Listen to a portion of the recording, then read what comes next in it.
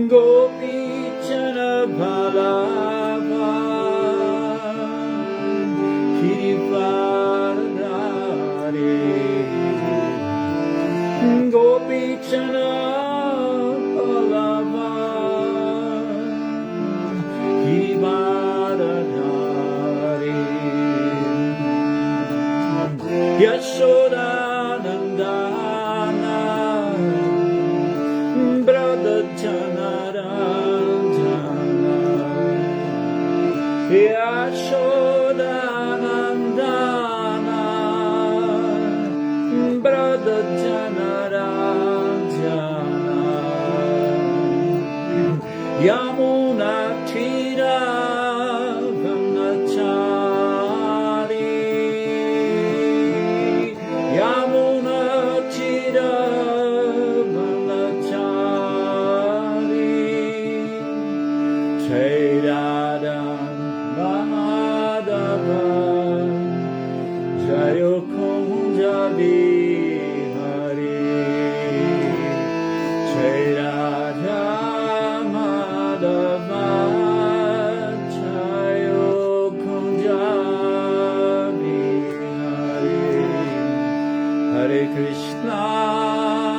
Hare Krishna, Krishna Krishna, Hare Hare, Hare Rama, Rama Rama, Hare Hare, Hare Krishna, Krishna Krishna, Hare Hare, Hare Rama, Rama Rama, Hare Hare.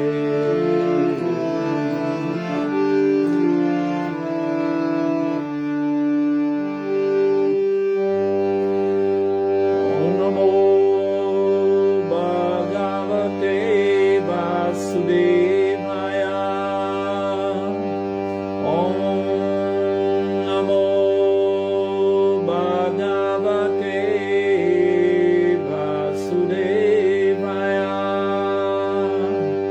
Om Namo Bhagavate Vasudevaya.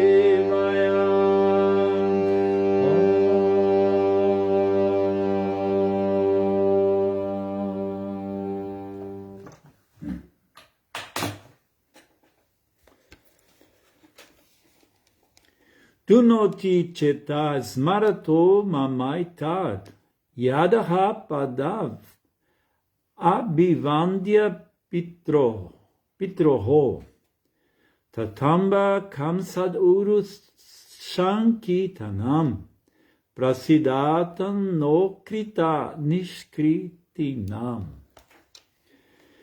Dunoti, isto me causa dor, cheta, coração, Smarataha, enquanto penso em. Mama, meu. Etad, este. Yat, tanto quanto. Aha, disse. Pado, pés. Abhivandya, adorando. Pitroho, dos pais. Tata, meu querido pai. Amba, minha querida mãe. Kamsad, a Kamsa. Uru, grande. Sankitanam. Shankitanam, aqueles que têm medo.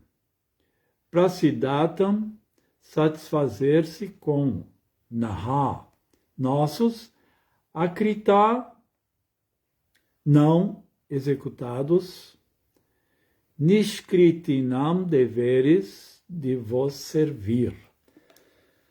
Tradução e significado de Srila Prabhupada. O Senhor Krishna pediu perdão a seus pais por sua, entre parênteses, de Krishna e Balarama, incapacidade de servir a seus pés, devido a eles terem se afastado de casa pelo grande temor a Kamsa. Ele disse, ó pai, ó mãe, por favor, perdoai-nos por esta incapacidade. Todo este comportamento do Senhor causa-me dor no coração. Significado de Srila Prabhupada. Parece que tanto o Senhor Krishna quanto Baladeva estavam com muito medo de Kamsa e por isso tiveram que se esconder. Mas se o Senhor Krishna e Baladeva são a suprema personalidade de Deus, como seria possível que eles estivessem com medo de Kamsa? Há alguma contradição nestas declarações? Vasudeva, devido à sua grande estima por Krishna, quis dar-lhe proteção. Ele nunca pensava que Krishna era o Senhor Supremo e podia proteger-se. Ele pensava em Krishna como se Krishna fosse seu filho. Por Vasudeva ser um grande devoto do Senhor, ele não gostava de pensar na ideia de que Krishna poderia ter morto como os seus outros filhos. Moralmente, Vasudeva tinha a obrigação de entregar Krishna nas mãos de Kamsa, porque ele prometera entregar todos os seus filhos a Kamsa. Mas devido a seu grande amor por Krishna, ele quebrou sua promessa, e o Senhor ficou muito satisfeito com Vasudeva por sua mentalidade transcendental. Ele não quis perturbar a intensa afeição de Vasudeva, e assim concordou em ser levado por seu pai à casa de Nanda e Yashoda. E só para pôr à prova o intenso amor de Vasudeva, o Senhor Krishna caiu nas águas do Yamuna enquanto seu pai atravessava o rio. Vasudeva enlouqueceu por seu filho enquanto tentava recuperá-lo no meio do rio cheio.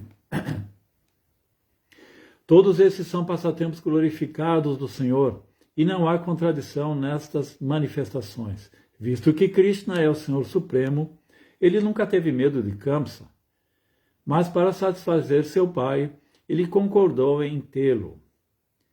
E a parte mais brilhante de seu caráter supremo foi que ele pediu perdão a seu pai por não ter sido capaz de servir a seus pés enquanto esteve ausente da casa por temor a Kamsa.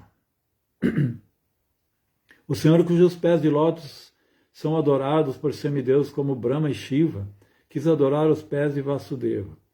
Esta instrução dada pelo Senhor ao mundo é bastante apropriada. Mesmo que se seja o Senhor Supremo, deve-se servir aos pais. Um filho tem dívidas para com seus pais de muitas maneiras, e é dever do filho servir aos pais. Por mais grandioso que ele seja, por mais grandioso que o filho seja, sempre é dever servir aos seus pais. Indiretamente, Krishna quis dar uma lição nos ateístas que não aceitam a paternidade suprema de Deus. E esses ateístas podem aprender por esta ação o quanto tem que ser respeitado o Pai Supremo. Uddhava ficou simplesmente admirado com esse comportamento glorioso do Senhor. E ficou muito triste por não ter sido capaz de ir com ele. Om Gyana Timirandasya Gyananjana Chalakaya Chakshuru Militam Adhyena Tasmai Shri Guravei Namaha. Nasci na mais obscura ignorância e meu mestre espiritual está iluminando os meus olhos com a chota e conhecimento. Por isso lhe rendo minhas mais humildes e respeitosas reverências. Namaon Vishnu Paraya Krishna Prestaya Bhutale Srimate Hridayananda Goswami Tremene Namaste Guru Hamsaya Paramananda Medase Prabhupada Pramodaya Dusta Siddhanta Nasne. Então, quem está falando esse verso aqui é Uddhava para Vidura. Sabemos que depois de Vidura ter sido instruído por Maitreya, ele no seu percurso de peregrinação encontrou-se com Uddhava. E aqui podemos entender hierarquicamente que Uddhava irá transmitir um ensinamento muito mais profundo, mais confidencial, porque diferente de Maitreya, Uddhava era um associado muito mais íntimo, né? Ele era um Nityasiddha, então ele pôde contemplar e entender passatempos mais confidenciais de Krishna. Numa sucessão de versos agora, Uddhava irá descrever diferentes passagens, episódios, passatempos em que Krishna mostra o quanto ele é devotado a seus devotos, o quanto ele é misericordioso e como ele é supremamente inteligente em criar situações para dar prazer para seus devotos. Porque a intenção de Krishna é sempre corresponder à devoção dos devotos.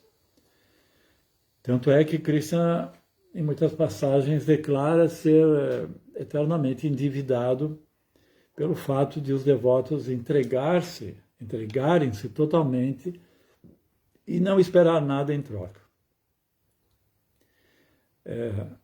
Então, aqui é uma passagem em que Uddhava revela o quanto Krishna aceita ou renuncia à sua condição de ser Deus, de ter toda a opulência, inclusive o poder, né, para matar Kamsa, pelo amor a seu pai Vasudeva e Devaki. Ele aceita a posição de filho. E ser filho significa ser educado, ser orientado, ser protegido pelos pais. Tá? E assim como Krishna também aceita a posição de filho de Yashoda e Nanda Maharaja, mostrando-se assim desprotegido e até castigado por eles. Tá? E mesmo sendo Deus todo-poderoso e tendo por si só o poder de resolver todos os problemas desse mundo, né? Inclusive a questão do medo, né? Assim, por medo, supostamente por medo de Kamsa, Krishna teria se refugiado em Gokula, né? Tem todo aquele passatempo do advento de Krishna, em que Vasudeva leva Krishna para aqueles que serão seus pais adotivos, Yashoda e Nanda Maharaj. Então ele tem que atravessar o rio Yamuna durante a noite, e é uma noite assim tempestuosa. E imagina a aflição de seu pai em proteger seu filho, tendo que atravessar o rio, e inclusive Krishna cai do colo de Nanda Maharaj, e o pai sente aquele sentimento assim de ter que proteger e de qualquer forma salvar o filho nas águas caudalosas do Yamuna durante a noite. E tudo isso é demonstrado por Krishna como exemplar, como é muito interessante que Vasudeva e Devaki já haviam tido Krishna como filho, se não me engano, mais 3 vezes. E agora eles estão tendo a oportunidade de ter Krishna como filho nessa sua existência. Então aqui Prabhupada fala que isso não é paradoxal, não é contraditório, né? Que Krishna tivesse medo de Kamsa, mesmo porque depois Kamsa foi morto pelo próprio Krishna. No devido tempo, Krishna pode matar Kamsa e cumprir o seu dever de matar e contra-atacar todos os demônios que estavam sendo assim um fardo para o nosso planeta Terra. Outro ponto importante aqui é que Vasudeva quebra a sua promessa. Que nós sabemos que quando Kamsa tentou matar a sua irmã, logo após ter escutado a profecia que o 7º filho que nascesse do ventre de sua irmã seria a causa de sua morte. Então ele tentou matar a sua irmã imediatamente e Vasudeva, né, seu cunhado, tentou assim dissuadi-lo dessa loucura, né? E prometeu que entregaria todos os seus filhos para Kamsa. E que não era necessário matar sua irmã naquele momento crítico, né? Mas quando foi do nascimento, quando Krishna nasceu, todos sabem que Krishna manifestou-se como Narayana no calabouço do palácio de Kamsa, com 4 braços, depois, a pedido de sua mãe, manifestou-se com 2 braços. Então, moralmente, Vasudeva teria que ter entregado, né, essa criança, como aconteceram com as anteriores, mas ele preferiu quebrar sua promessa para proteger Krishna. Então aqui tem um ponto importante, né? E Krishna se satisfez com isso. Porque nesse momento, por amor a Krishna, e isso acontece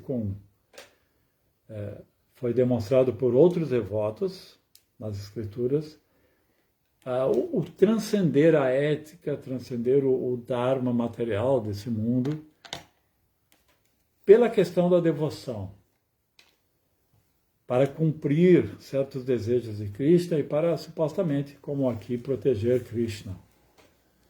O próprio Krishna quebrou uma promessa, porque ele era quadrigário de Arjuna, e ele prometeu só atuar como quadrigário de Arjuna e não lutar na batalha de Kurukshetra. Mas quando ele viu que Arjuna estava em perigo, que ele ia ser morto pelo seu avô Bhishma Deva, ele desceu da quadriga e tirou a roda da quadriga para proteger Arjuna.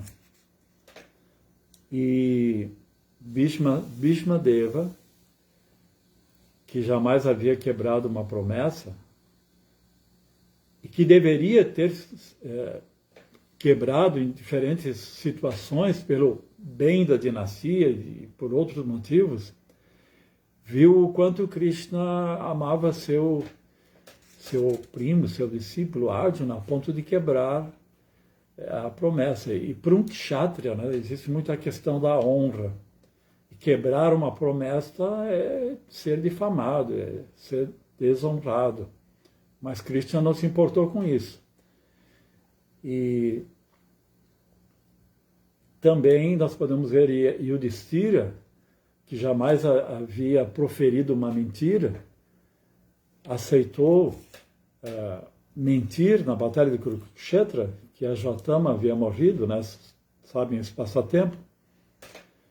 Que quem havia morrido mesmo era o elefante Ashvatthama, mas para perturbar a mente de Dronacharya, a fim de que ele fosse atacado, né? Vencido.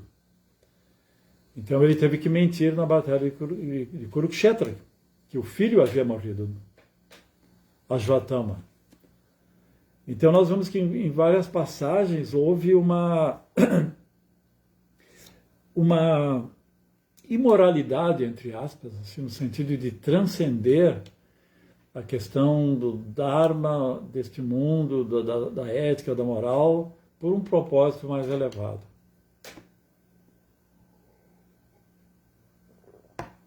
E eu estava lendo sobre o filósofo Kierkegaard e lembrei dessas passagens, né? Porque Kierkegaard, ele foi o fundador do existencialismo, nascido em 1813, abandonou o corpo em 1855, e ele era cristão, ao contrário dos demais existencialistas que depois se tornaram ateus, como Sartre, como Nietzsche, como Heidegger. Mas é interessante que ele era cristão. E ele, na sua filosofia, apresentou três níveis existenciais que o ser humano pode ter. E nós vamos ver que esses níveis existenciais é uma leitura de uma realidade que existe nesse mundo e que ele percebeu mesmo não tendo conhecimento dos Vedas, que são os 6 modos da natureza. Então, um nível de existência seria a vida hedonista, a vida inconsequente, o prazer imediatista, não é? Aquele prazer do aqui e agora, de forma inconsequente, o desfrute, o prazer pelo prazer, sem preocupação com leis de Deus, religião. É o hedonismo, né? O conceito hedonista já explica isso. Mas isso seria uma condição no modo da ignorância. Mas, segundo ele, sair desse estágio, o que gera esse estágio é um sentimento de vazio, de a vida não ter um propósito maior do que isso. Uma espécie de angústia. Então, um outro estágio seria viver no modo da paixão, seguindo as leis sociais, né, as leis da natureza, assumindo uma postura de dever, a exemplo de um pai de família, sendo fiel à sua esposa, protegendo seus filhos, trabalhando, sendo um bom cidadão, pagando impostos. Quer dizer, uma vida no modo da paixão, mas uma vida civilizada. Mas esse tipo de vida, seguindo regras e uma rotina, tá? Enfadonha, né? Trabalha, vai para casa, faz sexo de noite, e fica nesse plano que não traz uma satisfação mais profunda para o espírito. Isso gera uma angústia novamente. E aí, então, ele procura algo mais elevado, que é a religiosidade.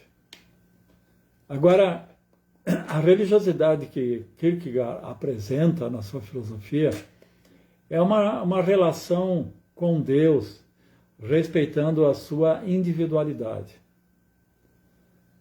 E existe uma singularidade, uma individualidade de cada um, e nós dizemos que cada um tem uma relação específica e individual com Krishna. As religiões, doutrinas desse mundo tentam, as instituições, de alguma forma, uniformizar o comportamento através de leis, de normas de comportamento, mas a relação individual, ela não pode ser assim imitada. A nossa relação com Krishna, ela não pode ser uma imitação. Vou imitar o mestre, eu posso seguir o exemplo. Mas seguir não significa imitar, seguir significa adequar aquele exemplo, aquele comportamento ideal à minha realidade. E para isso tem-se que usar a inteligência, Buddhi, né? Que é Buddhi Yoga, é como dentro da minha realidade eu posso servir a Deus, servir Krishna. Então, para esse serviço individual a Deus, essa fé, ela deve ser propensa, inclusive, a transcender comportamentos éticos e morais. E ele dá o exemplo de Abraão. Abraão, ele, como um bom religioso da época, praticava os yajnas, né, os sacrifícios, que na época eram oferenda de animais, sacrifício de animais. E numa uma revelação, Deus propôs, pediu que ele sacrificasse seu próprio filho. E isso gerou um grande conflito nele. E o conflito seria em superar o comportamento moral de proteger o filho e não matar, né? E nós vemos que Arjuna também viveu mais um exemplo de Arjuna viveu esse conflito em que ele teve que superar todo o comportamento ético e moral de uma tradição, de um legado tradicional, para seguir a ordem de Krishna e lutar e mesmo ter que contra-atacar aqueles que eram dignos de toda a sua glorificação, do seu respeito, que eram Bhishmadeva, seus tios, mestre de armas, né? Então, Abraão aceitou sacrificar seu filho. Claro, quando ele foi matar o seu filho, Deus manifestou-se e revelou que era apenas um teste.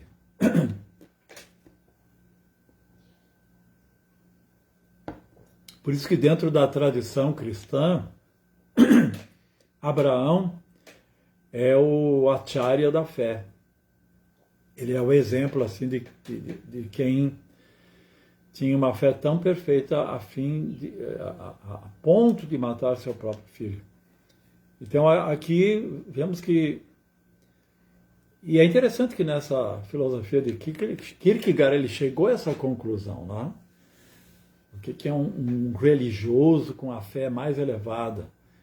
Ele não é um religioso institucional padronizado.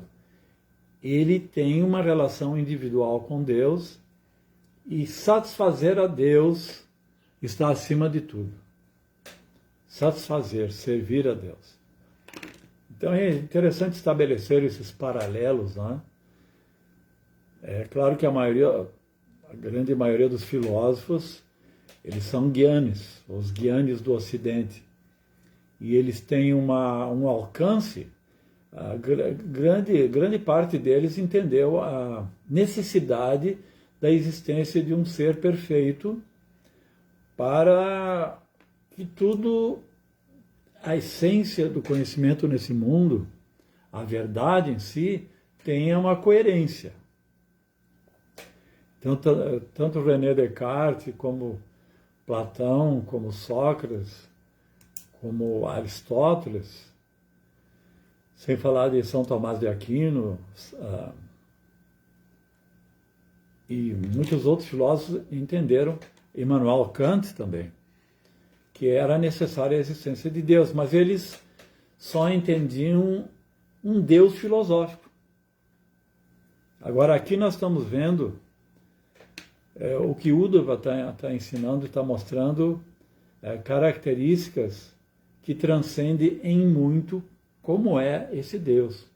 Primeiro, que é um Deus pessoal, capaz de reciprocar uma relação amorosa, a ponto de ele abandonar.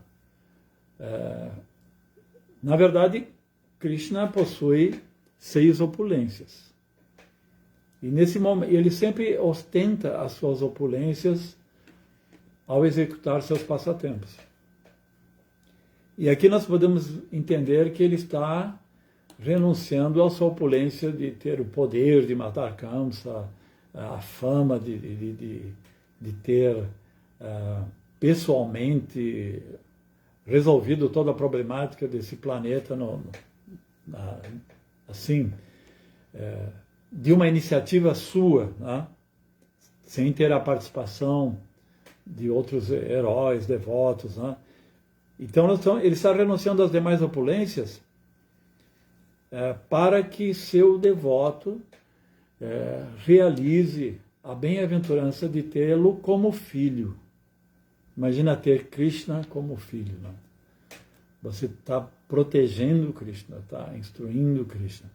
E como o Prabhupada fala aqui no significado, ele não, e esse é o poder de Yoga Maya, ele jamais cogitou que esse menino fosse a suprema personalidade de Deus.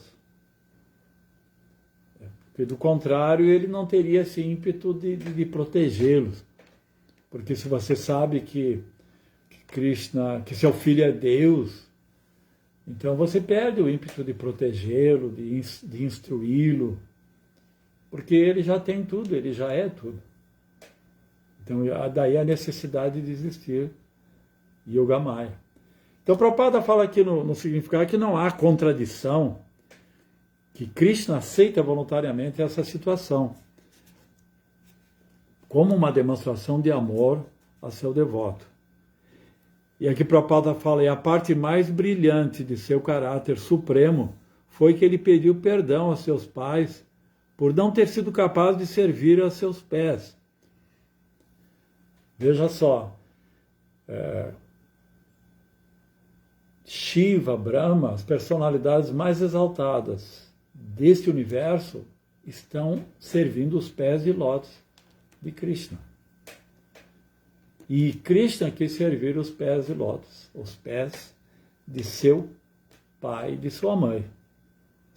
Então aqui ele lamenta que por ele ter estado ausente, ele não pôde servir pessoalmente a seus pais. Como se isso tivesse sido uma espécie de ausência, de negligência. Então isso causou muita admiração por parte de Uddhava. E agora Vidura está recebendo essa informação. Então Uddhava está vivendo o drama, o sentimento de separação de Krishna. Inclusive no fim, Prabhupada explica que ele lamentou-se por ainda estar aqui nesse planeta, apesar de Krishna já ter deixado esse planeta. Mas ambos, tanto Vidura como Uddhava, estão abordando, trocando informações. Um está escutando Vidura e Uddhava está falando, Shravan Kirtana, sobre as glórias de Krishna. Podemos entender como eles estão desfrutando disso, como eles estão revivendo a presença de Krishna através do relato de seus passatempos. É dito que o sentimento de separação é ainda mais intenso do que estar presente do próprio Krishna. Então, diante de seus pais, ele pede perdão por não ter podido servi-los pessoalmente. Ao passo que Krishna, como Deus, é quem deve ser servido, né? Agora nós podemos entender, né, que Vasudeva e Devaki estão tendo esse mérito devido às suas atividades piedosas, devido a terem, numa existência prévia, praticado muito serviço devocional. Então isso a questão da misericórdia sem causa, né, é algo assim muito contraditório até. Claro que Deus pode dar misericórdia para quem Ele quer, quando Ele quiser, Ele tem esse poder. Tá? Mas a causa é sempre importante porque é uma reciprocação. Né? Krishna está dando a misericórdia para o devoto porque ele está reciprocando. A todos eles, na medida que se rendem a mim, eu os recompenso proporcionalmente. Todos seguem meu caminho em todos os sentidos. Né? Então, se alguém chega ao ponto de ser um devoto puro, totalmente rendido a Krishna, Krishna também reciproca, manifestando-se como amigo, como filho e como amante, como mestre. Então, nós podemos ver que essa revelação que Uddhava está dando é muito mais, o Uddhava Gita, né, é muito mais íntima, porque ele presenciou diretamente, ele conviveu com Krishna. A Prabhupada explica em versos anteriores que desde ele já nasceu assim, com a ideia de servir Krishna. As brincadeiras dele era fazer bonecos que representavam Krishna e servi-lo. Depois, a vida inteira, ele prestou serviço a Krishna. A vida inteira ele devotou-se a isso, servir Krishna. E aqui existe um ponto muito importante, é que Krishna quis dar uma lição nos ateístas que não aceitam a paternidade suprema de Deus. O ateísta não aceita a paternidade suprema de Deus, porque, na verdade, nós estamos vendo uma situação específica aqui em que Krishna está aceitando a paternidade de Vasudeva e Devaki, mas nós, como entidades vivas, como um todo, somos filhos. Todos nós temos o dever de oferecer esse respeito, de oferecer esse serviço, né? de entender qual é a vontade, o desejo de nosso Pai Supremo. Então, de um modo geral, existem as leis do Dharma, que é o desejo de como o nosso Pai Supremo tem do nosso comportamento nesse mundo. Como um pai na sua casa, ele pode estabelecer leis e padrões para os seus filhos. De um modo geral, na casa do Senhor Supremo, que é esse universo, todos nós temos leis que é o próprio Dharma. Agora, um materialista, um ateísta, ele não aceita a paternidade de Deus. Porque a primeira coisa que um ateu apresenta é: você pode me dar provas da existência de Deus? Você pode me dar provas da vida após a morte, da existência da alma? Você pode me dar provas que a consciência não provém das células do cérebro? Então eles querem provas. E quando eles pedem provas, eles estão condicionados à metodologia científica do empiricismo. Eles querem uma prova da existência de Deus, assim como você tem uma prova de que a água sempre ferve a 100 graus. Eles querem uma prova... como a metodologia científica, ela busca comprovações, ela busca o entendimento das leis que regem a natureza através de experiências, e essa experiência pressupõe que você deva controlar o objeto de investigação. Então, nós, como entidades vivas, somos superiores à matéria e podemos ter um controle da matéria porque ela é inferior a nós. Agora, a metodologia para conhecer Deus, para conhecer o Espírito e essas verdades metafísicas, ela é de outra natureza. Então não é a questão de a prova, como você pode provar da existência de Deus, da vida após a morte. A questão é qual é o método que eu devo usar, a metodologia, para chegar a essas conclusões. Eu até tenho meu pessoal, meus amigos da banda, né? E tem um deles que é muito cientificista, né? E quando entramos, às vezes, nesses assuntos sobre Deus, sobre espírito, sobre reencarnação, então a questão sempre é: você pode me provar? E Prabhupada, quando questionavam, você pode me mostrar Deus? E Prabhupada, ele perguntava: mas você tem olhos para ver? Você tem a condição de ver, de entender? E isso se refere à metodologia. E qual é o método? Porque a parte da filosofia que estuda os meios de se obter conhecimento chama-se epistemologia. Nós podemos ver na vida de René Descartes que ele tem todo um trajeto epistemológico que culmina na razão como meio de obter conhecimento.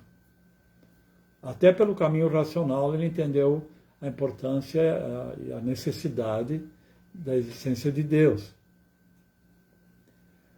Então a epistemologia, que nos Vedas chama-se Pratyaksha Enumana e Shabda. Então, para se entender essas verdades metafísicas, temos que ter outra metodologia, e a metodologia é não controlar o objeto de investigação, mas se submeter ao objeto de investigação, visto que o objeto que tentamos investigar é superior a nós. E ele é, acima de tudo, pessoal. Então, o que acontece? Se você quer obter as confidências de alguém, o amor dessa pessoa, a reciprocação de uma pessoa, e isso é uma experiência que nós podemos ter nesse mundo, e podemos, assim, projetar essa experiência na dimensão do Senhor Supremo, para conquistar uma pessoa, para receber as confidências de uma pessoa, nós teremos que não só investigá-la de forma neutra e passiva, mas temos que conquistar essa pessoa, conquistar a confiança dessa pessoa. E isso será através da atitude, né, de uma demonstração que causará na pessoa confiança e afeição. Então, em relação a Deus, nós temos todo o processo: Karma Yoga, Jnana Yoga, Bhakti Yoga. E esse processo culmina em Bhakti Yoga, porque através de Bhakti, do serviço devocional, nós podemos conquistar Krishna, nós temos que conquistar Krishna. E na medida que conquistamos Krishna, que é a própria verdade absoluta, nós podemos então receber essa informação, esse conhecimento. Então, Shabda significa justamente a revelação. Então, para o ateísta, ele nunca vai... Mesmo porque o ateísta, ele tem uma atitude completamente ofensiva. E Krishna não vai se revelar para ele enquanto ele não for devidamente humilde. Então, aqui Prabhupada fala que Krishna está dando uma lição para os ateístas, tá? De que sempre você deve respeitar os pais e servir os pais. Mesmo que você seja uma grande personalidade, mesmo que você seja assim, tenha um status ou em diferentes aspectos superior a seu pai, mas você tem que respeitá-lo e servi-lo. Porque nós temos muitas dívidas com os pais. Esse respeito aos pais, aos antepassados, nós temos muitas dívidas, porque eles nos protegeram, investiram, sacrificaram e dariam, às vezes, a própria vida pelo filho. Então, Prabhupada está dando esse exemplo que nós todos temos o dever de servir e de obedecer ao Pai Supremo. Porque Deus é o Pai Supremo, o Pai para todos. Agora, para entender esse exemplo, o materialista, o ateísta, ele teria que ter uma compreensão prévia de tudo isso. Assim, ele teria que ter uma certa humildade, um certo interesse em investigar e chegar à conclusão de que existe um Pai Supremo, que eu sou parte, que eu sou dependente dele, eu sou mantido por ele, eu sou protegido por ele. Tá? Numa dimensão assim muito mais ampla do que o nosso Pai propriamente dito. Então é muito interessante aqui que a Immanuel Kant falava que para que você encontre algo, você tem que ter alguma informação do que você procura. Porque você pode se deparar com isso, com a meta da sua procura, o objetivo da sua procura, e nem identificar isso. Como nós dizemos que Se você procura ouro, você tem que conhecer as características do ouro. Se você procura por Deus, você tem que ter tido a informação, e aqui nós chegamos novamente ao ponto de Shabda. Você pode procurar Deus através da consciência de Karma Kanda, de Jnana Kanda, mas só em Bhakti Kanda você poderá compreender Deus na sua plenitude. E compreendendo Deus na sua plenitude, você terá a informação e a orientação de como se comportar. Agora, na verdade, o ateísta ele se fechou, ele está bloqueado.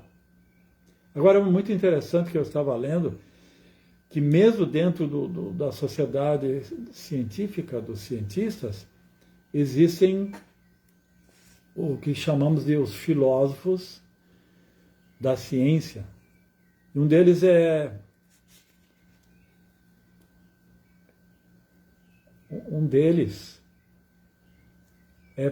Paul, agora esqueci o nome dele.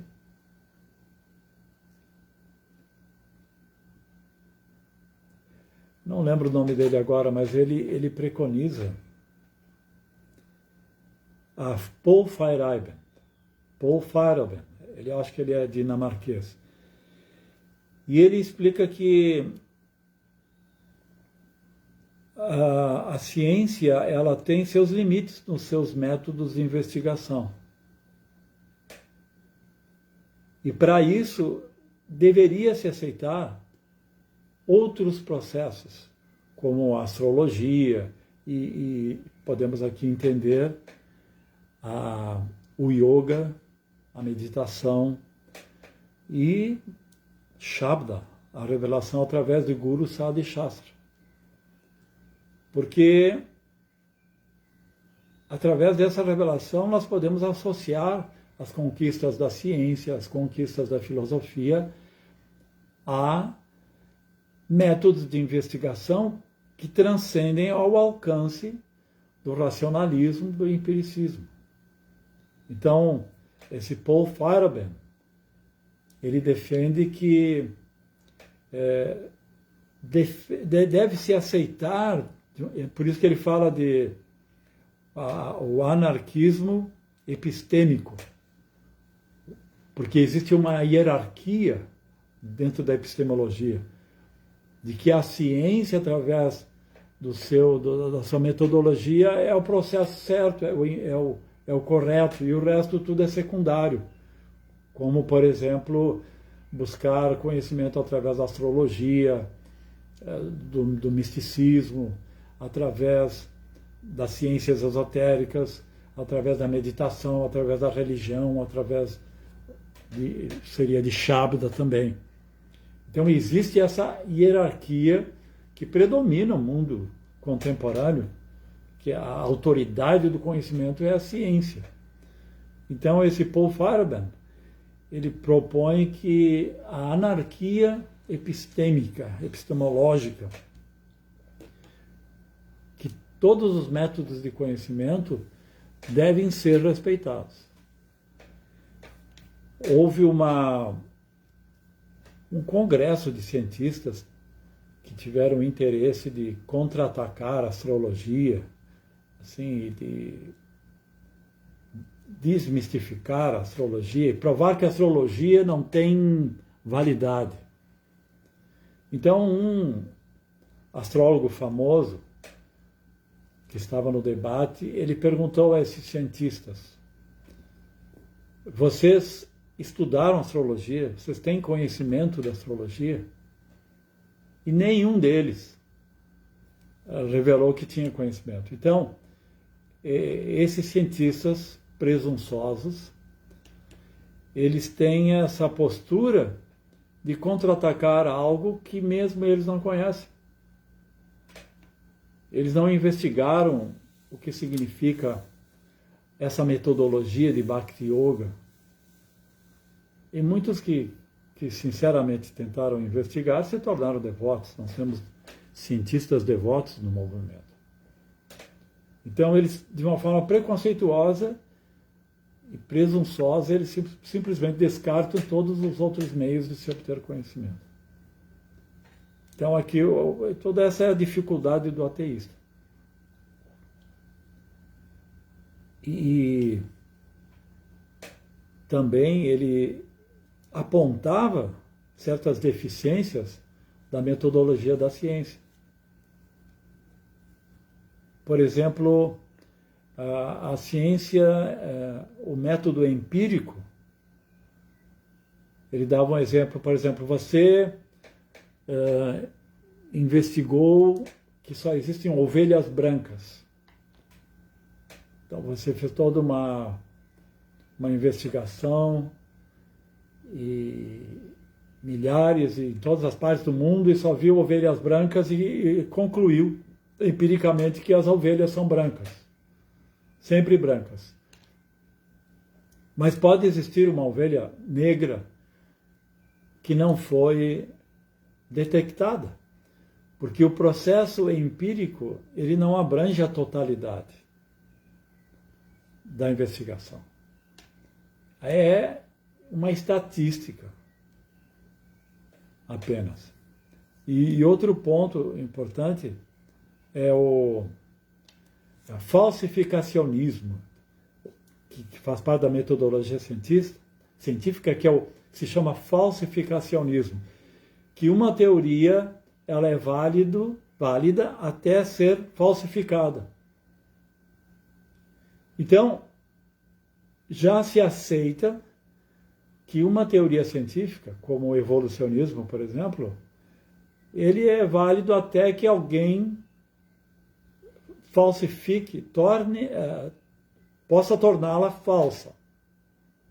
E assim ele terá um grau a mais com a invalidação dessa teoria, apresentando algo assim mais próximo da verdade.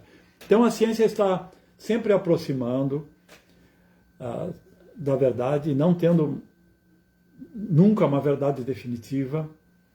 Podemos ver historicamente como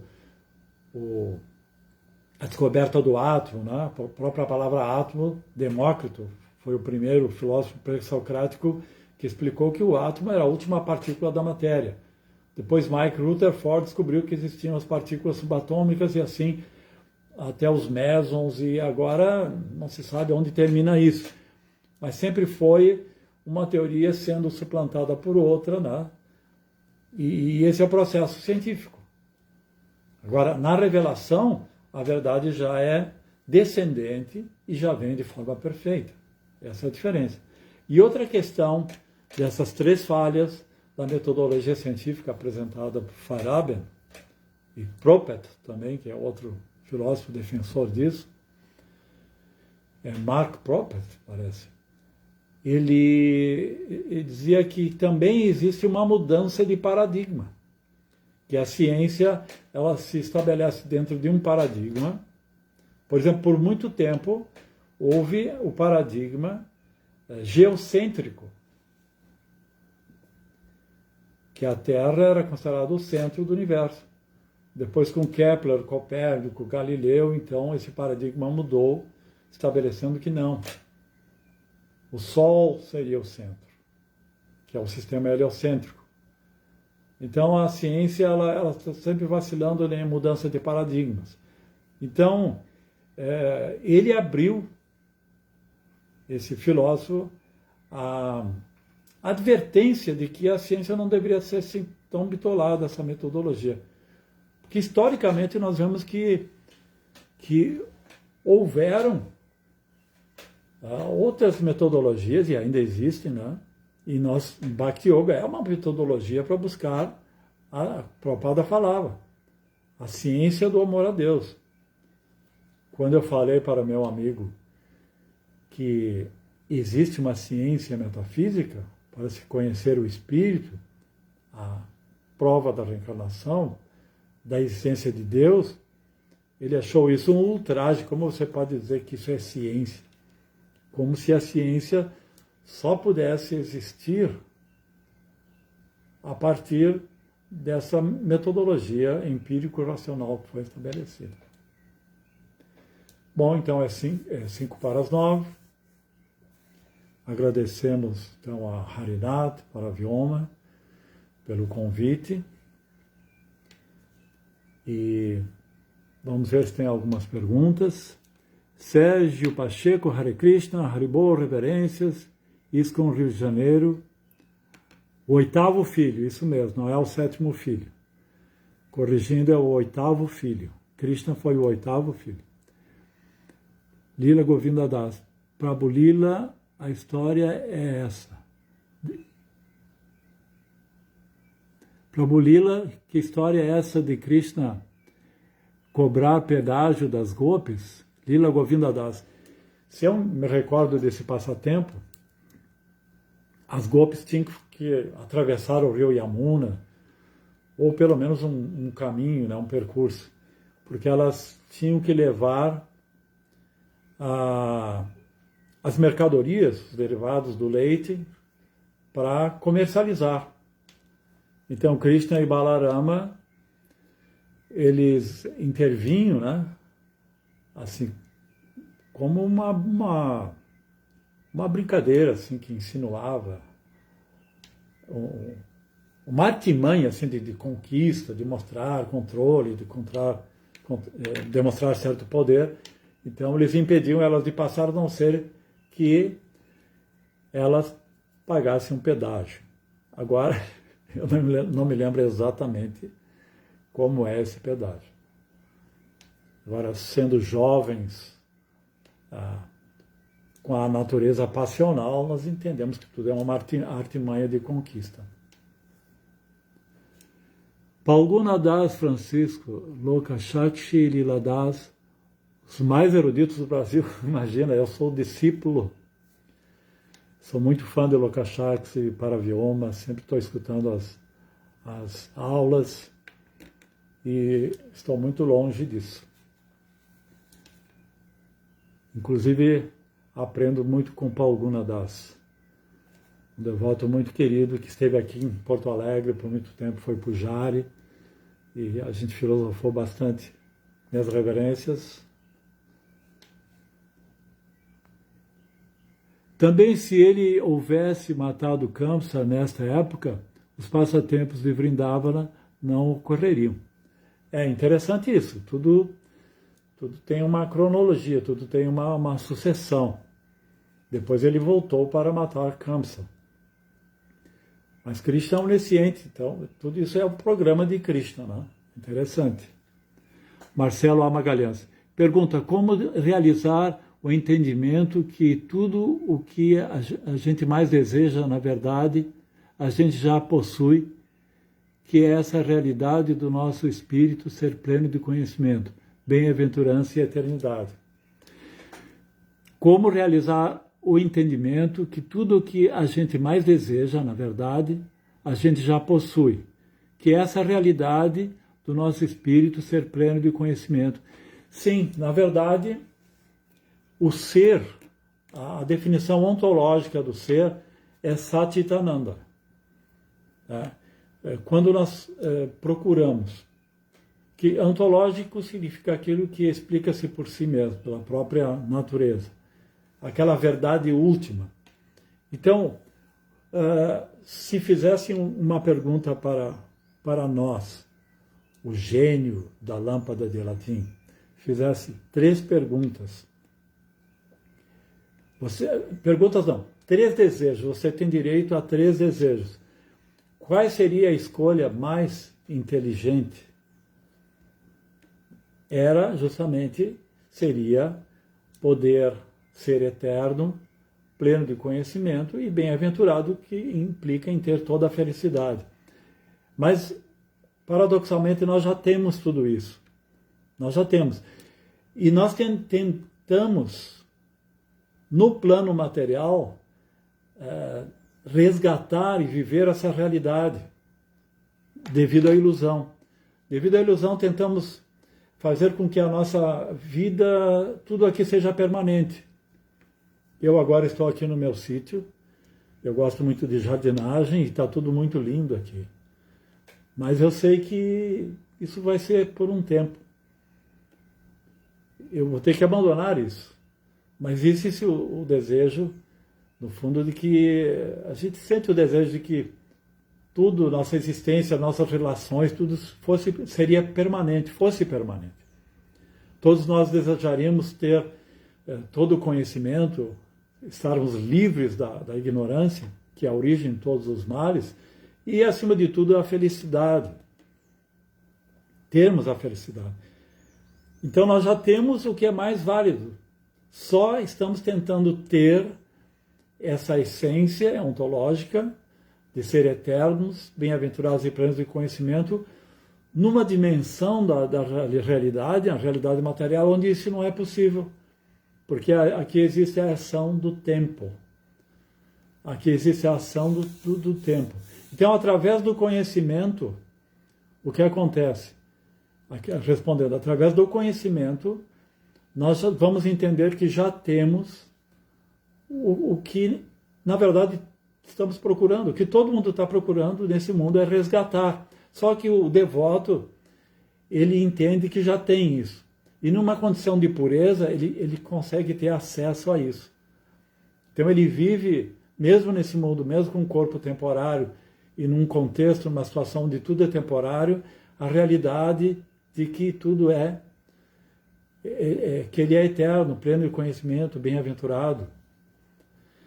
Agora, ao contrário disso, você tira um peixe da água e tenta fazer com que ele seja feliz fora da água, isso nunca vai acontecer. Então, o devoto ele já está situado nessa dimensão. E o que faz isso são duas coisas. É o conhecimento e a renúncia, o conhecimento e a purificação. Então, uma alma autorrealizada, ela já vive nessa dimensão, mesmo nesse mundo, ele já tem tudo o que ele precisa. Então, na medida que nós estamos fazendo serviço devocional, na medida que estamos obtendo conhecimento, recebendo de Guru Sadhishastra, nós estamos resgatando isso. Existe a metáfora do veado almiscareiro que Prabhupada sempre falava, né? O veado almiscareiro, ele tem, eu acho que dos testículos, né, a glândula que exala o almíscar. E quando ele exala esse almíscar, que é uma estratégia para atrair a fêmea, ele mesmo fica embriagado por ele, procurando nas quatro direções onde está esse perfume. Então ele já está procurando o que ele já tem, e nós, na condição desse mundo material, na ilusão, estamos procurando fora o que já temos dentro. Então, a primeira lição é que não somos esse corpo. Se não somos esse corpo, somos espírito. Se nós somos espírito, somos Satchitananda. E tudo depende de resgatar essa condição. Prabhulila Srila Prabhupada Marcos Maria Branquinho. Prabhulila Srila Prabhupada chama a Bhakti Yoga como a ciência de Deus. O senhor pode falar um pouco mais? Sim, é justamente o que eu falei, que é a ciência do amor a Deus. E ciência significa que você tem o conhecimento, a experiência e a comprovação. Então, ciência do amor a Deus. Se você tem o conhecimento, que são as escrituras, o sadhana, que é a prática, você vai ter depois o samadhi, vai ter a devoção prema. Então é uma ciência, porque ela tem a teoria, o conhecimento, tem a experiência, que é o sadhana, e vai ter a realização. Então é justamente isso. É uma ciência porque ela, embora não tenha a mesma metodologia da ciência materialista, ela também inclui o empiricismo, inclui a razão está a serviço, como René Descartes falava, e outros filósofos escolásticos e da patrística, que a razão está a serviço da devoção, a razão está a serviço da fé. Esse é o ponto. Então é isso. A Lila Govinda Das, a falta de inteligência de entender Deus Krishna vem da falta de atividades piedosas? Sim, na verdade, as atividades piedosas te põem numa situação em que é favorável a entender Deus. Atividades piedosas significa que você está situado no modo da bondade. E no modo da bondade é que você pode ter a perspectiva e a condição, a humildade, a pureza e estar pronto para receber Guru Sadhi Shastra. Esse é o ponto.